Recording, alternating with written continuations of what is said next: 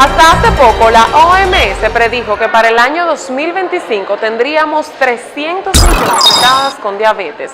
Estas cifras se han sobrepasado con holgura, de manera que en 2014 ya contábamos con 387 personas diabéticas, lo cual supera en un 8,3% estas estadísticas.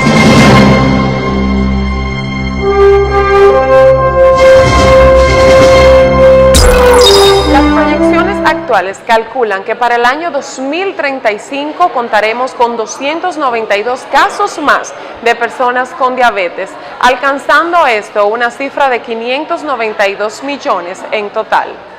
La diabetes, un enemigo silente de la humanidad.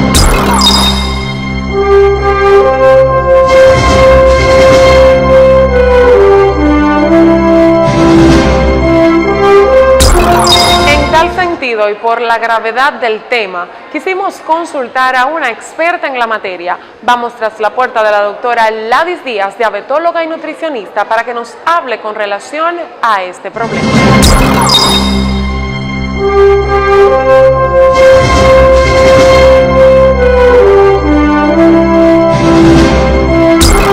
La diabetes no es más que una enfermedad crónica donde hay un trastorno metabólico, no solamente de la glucosa, o sea, porque vamos a estar hablando de lo que es azúcar elevada cuando hablamos de diabetes, sino que también hay un trastorno en lo que es el metabolismo de lo que son las grasas, las proteínas, las vitaminas, todo está descontrolado. Entonces, cuando hablamos de diabetes, estamos hablando principalmente de azúcar alta, que es hiperglicemia.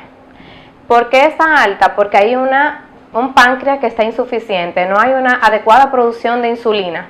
La insulina es la que se va a encargar de entrar ese azúcar a los tejidos, o sea, de que sea utilizada por los tejidos, y es lo que le va a proporcionar energía al paciente y va a evitar que haya una toxicidad con esos niveles tan elevados de azúcar, llevando a cabo problemas crónicos, ¿verdad?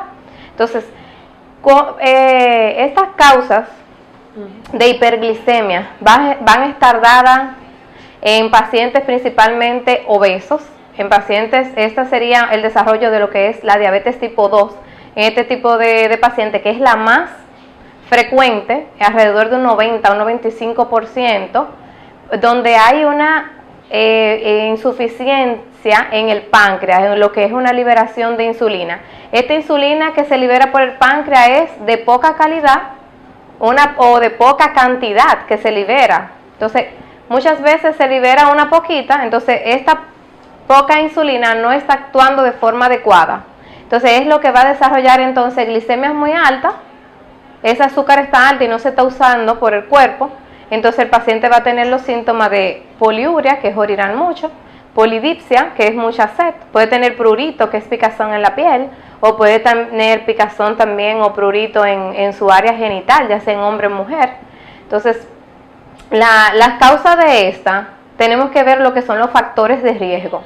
Los factores de riesgo para desarrollar diabetes tipo 2, que es el del paciente que estábamos hablando, obeso, es tener un familiar directo de primera línea, estar en sobrepeso o en obesidad. Primera línea, hablamos de padre. De padre, madre, un hermano, puede tener hasta una abuela de parte de madre, o sea, materna o paterna. Entonces, eso es un factor de riesgo. La edad, muy importante, mayores de 45 años. Antes se hablaba de que era más frecuente mujer, pero cada día vemos que no está respetando lo que es el sexo. Tenemos también que haya tenido una diabetes gestacional, una diabetes en el embarazo. Una mujer tiene más riesgo de desarrollar diabetes en 6 o en 10 años más adelante. Inactividad física, un paciente que no está en ejercicio, que tenga una dieta no balanceada, donde su dieta es rica en grasa y no siendo así en carbohidratos complejos. Todos estos factores van a conllevar a que el paciente tenga más riesgo de desarrollar diabetes. Y número uno, paciente que tenga enfermedades crónicas como la hipertensión, tiene mucha predisposición por eso a hacer diabetes. Por eso que vemos que los pacientes dicen va de la mano, y porque el 50% del hipertenso desarrolla diabetes porque tienen ya una insulinoresistencia, o sea, la insulina no está secretada de forma adecuada y la que se secreta del páncreas no está actuando de forma adecuada para nivelar los niveles de glucosa en la sangre. Doctora, hablemos de los tipos diabetes. Ya usted mencionó el tipo 2. ¿Qué otro tipo de diabetes tenemos? Sí, los tipos de diabetes principales, tenemos el tipo 1, que es en menor cantidad, en un 5 a un 10% de la población. Este ocurre cuando en el páncreas, que como te dije en un inicio, hablábamos de páncreas y glucosa, ese es las dos esferas principales en la diabetes. Entonces, en el tipo 1, el páncreas no está produciendo insulina para nada, no hay una producción de insulina ni de poca cantidad, ni que está actuando de una forma inadecuada, no hay, o sea que, y en estos pacientes se presenta antes de los 30 años, antes de los 35 años de edad, en pacientes jóvenes y que no tienen antecedentes familiares de diabetes, no lo tienen, puede ser de una forma idiopática, que no tenga una causa de por qué está causando esa diabetes, habría que hacerle anticuerpos, aquí actualmente se hacen en algunos laboratorios para detectar qué tipo de diabetes realmente, porque también tenemos que en pacientes jóvenes que podemos pensar que está haciendo una tipo 1, pudiera estar haciendo otro tipo de diabetes, que es alguna alteración genética en lo que es la función de la insulina o en la función de alguna alteración genética en el mismo páncreas. También tenemos la diabetes tipo 2 que mencionábamos, que esa es en mayor cantidad de personas, mayor del 90% de la población de los diabéticos, donde se secreta del páncreas insulina, pero de mala calidad, o es muy poca para bajar los niveles de azúcar o de glucosa en la sangre para que pueda entrar a los tejidos y entonces evitar tener una hiperglicemia o una glucosa alta sostenida. Entonces, principalmente la diabetes tipo 2 se ve en personas ya de mayores de 45 años o mayores de 40 años, pacientes ya con antecedentes familiares de diabetes, que tienen sobrepeso u obesidad y que tienen una inactividad física y su alimentación no es para nada balanceada.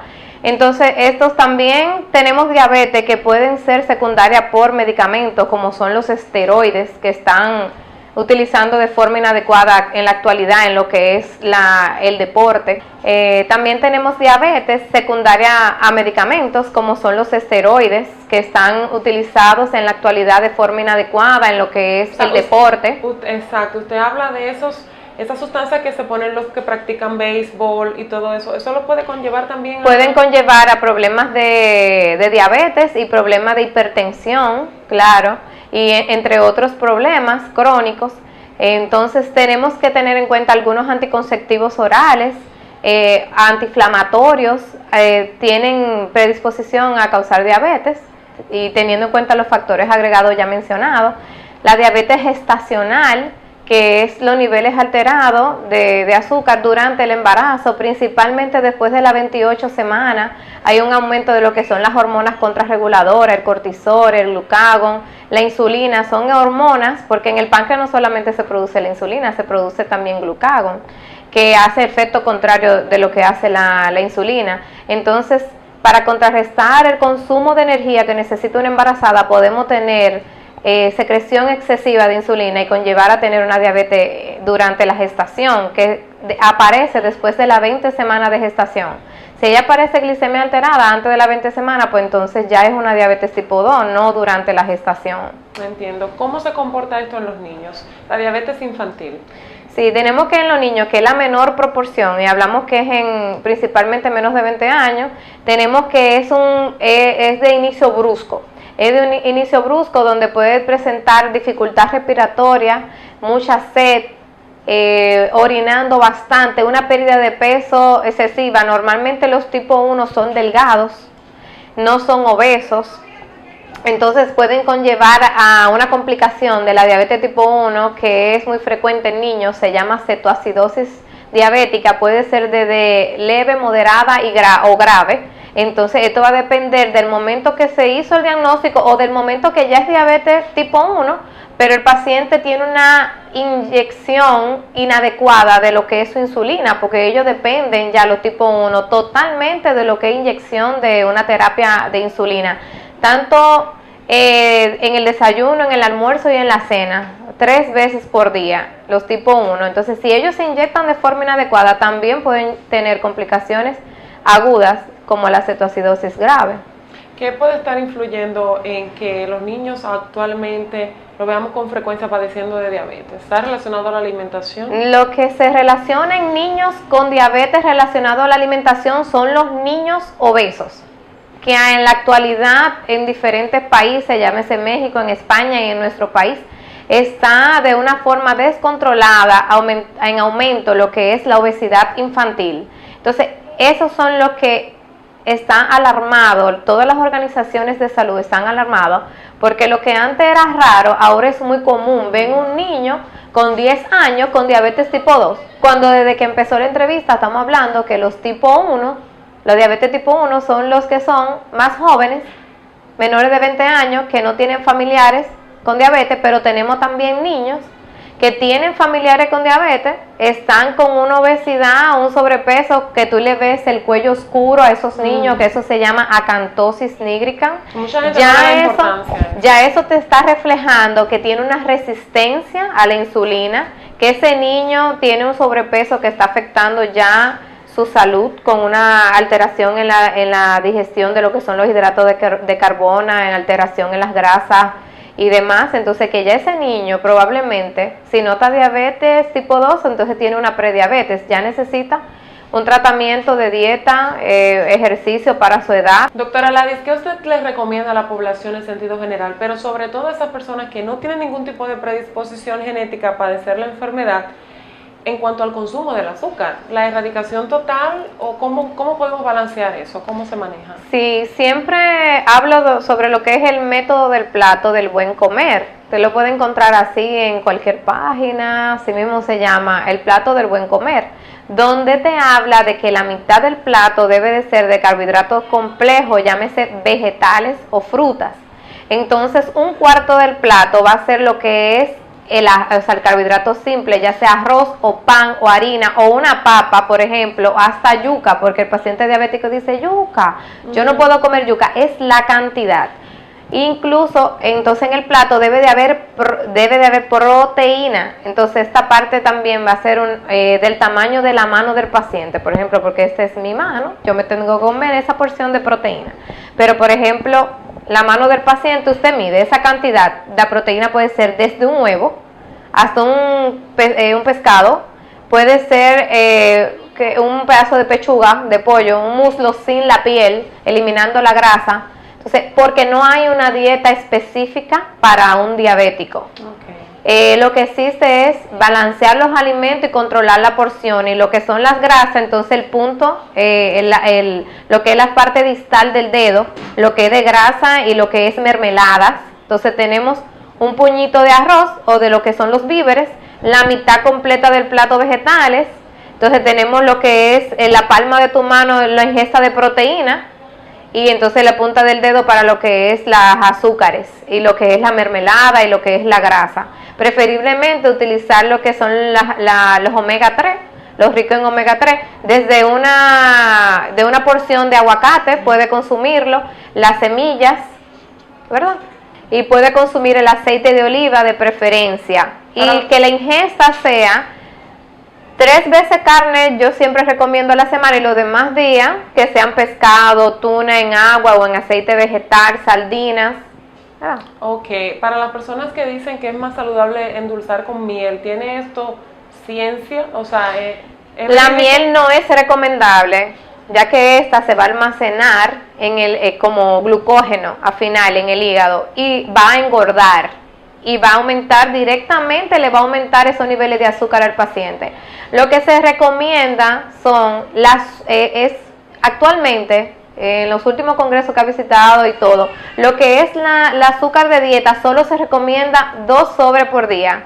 No voy a mencionar marcas, la marca de su preferencia, 2 sobres por día, únicamente, y que puede usar la azúcar parda para mitigar el dulce. No para endulzar, mitigar el amargo. Para mitigar el amargo de lo que es la ingesta de un café, por ejemplo, o un jugo. Ahora, cuidado con los jugos, porque siempre se lo menciono en la consulta, el diabético solo puede consumir una fruta entre comidas. Al final del día puede ser, por ejemplo, 3 frutas, y de tomar jugos un jugo de una fruta. Por ejemplo, yo me tomé un jugo de naranjas, pero en ese jugo puede ser que tenía 5 naranjas y se está tomando eso, que directamente ese jugo ya tiene su propio azúcar, esa fruta. Entonces usted tiene que preparar el suyo de forma personalizada, una naranja en un vaso de agua, una tacita de melón, por ejemplo, en una porción de agua. Tener en cuenta la ingesta, aunque sea de la fruta, tiene su propio azúcar.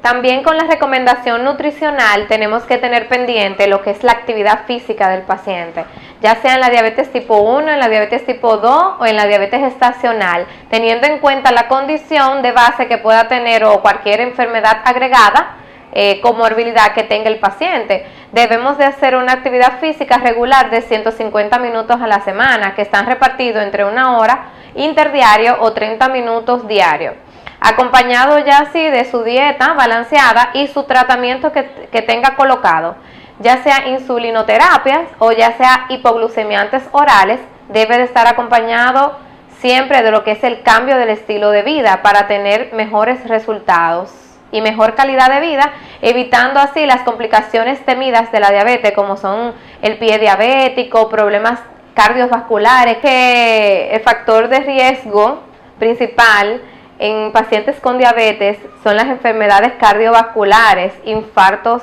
al miocardio, problemas de enfermedades cerebrovasculares. Entonces tenemos que tener en cuenta estos 3 pilares: dieta, ejercicio y tratamiento, y evitando así la muerte con medidas preventivas. Pues han sido unas explicaciones muy claras, se lo agradecemos porque sabemos que nuestra población va a quedar sumamente edificada, doctora, así que muchísimas gracias por sus aportes y siempre abrirnos las puertas a Hermes Salud TV. Gracias a ustedes por tenerme en cuenta.